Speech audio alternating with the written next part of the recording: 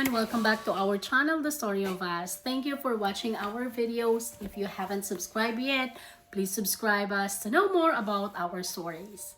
So today, share ko lang sa inyo guys, dito sa America, meron kaming tinatawag na employee portal. So dito namin nakikita yung sahod namin, yung kaltas, kung magkano ang nasahod namin, tapos kung ano mga nare-receive naming benefits, o kaya kung may additional income kami, tulad ng tutoring. Para sa akin, maganda yung ganito kasi seamless and quick yung process. Hindi mo na kailangang maghintay ng printed payslip para makita yung sahod mo, kung magkano, tapos kung ano yung mga deductions mo. And by the way, ang tawag pala dito guys, paycheck. Tapos dito, yung sahod dumarating every 2 weeks, kaya nakaka-inspire.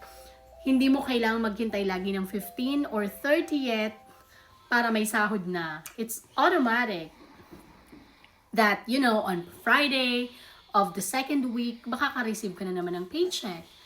And regardless of the date. Kaya may time na 3 times ka sa sahod. Pero dito kasi guys, kung magkano ang annual pay mo, hahatiin lang yun for every paycheck. So, yun lang guys. Thank you for watching.